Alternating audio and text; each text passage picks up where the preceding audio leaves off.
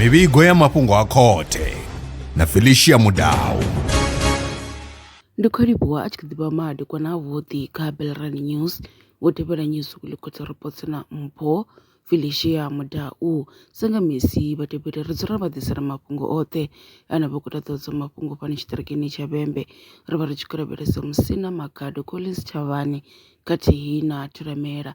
Ri khou thoma ngo lavhelesa mulandu wa muhumbulelwa Vho Scuba Pathiso Innocent vhane vha ḓivhesa muprofita Vho Murito.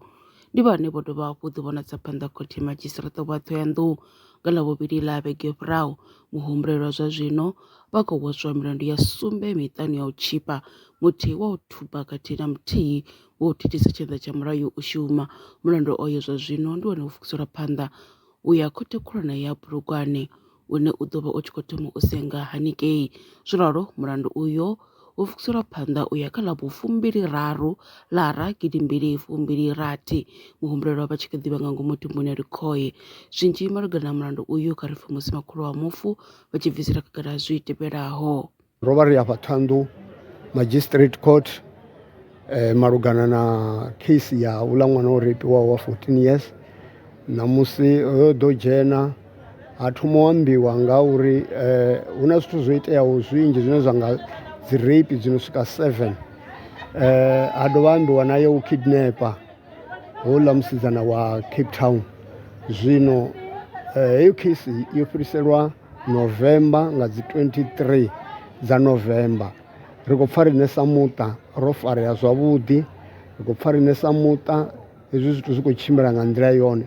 Ri khou livhuwa na vhathu vhoṱhe vhane vha khou ri tikedza kha mushumo hoyu. I khou yo vha nga dzi 23 Polokwane High Court, nga dzi 23 Polokwane High Court.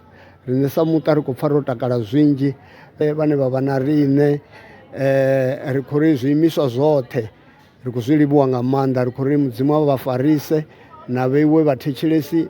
Ndi hono guma news ku khothe reports kha ri dovha hafhu ri ṱangana tshifhinga tshi ḓaho thiri lwa miṅwaha i fhiraho fusumbe dzina ḽithihi fhedzi ndi ḽone ḽi bvaho phanḓa khou endedza vhadzulapo vha ḽa Afrika Tshipembe. Mulaudzi Transport Service ndi khamphani yavho ine ya vha endedza u ya na u vhuya mishumoni nyendo dza kule na tsini, hu tshi katela na u welekanya mikano ya mashango a tsini na Afrika Tshipembe. Ri vha endedza vha swika hune vha khou ya vho tsireledzea. Arali vha tshi ṱoḓa u bva nga tshigwada u dzhenela vhuṱambo vhufhio na vhufhio kha vha ri fhulufhele ngauri ri ḓo vha swikisa nga tshifhinga. Vha nga ri kwama kha nomboro dzi tevhelaho 083 227 0606. Mulaudzi Transport Service, no place is too far to reach.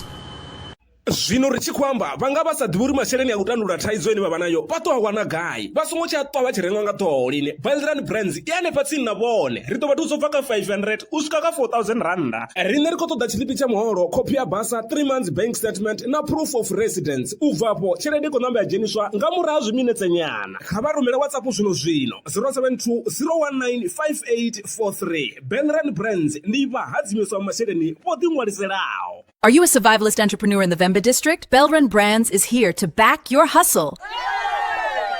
Get a loan from just 500 rands up to 4,000 rands designed to grow your business. All you need is 6 months of bank statements, 6 months of sales records, your South African ID, and proof of residence. Apply today on WhatsApp 07201958843.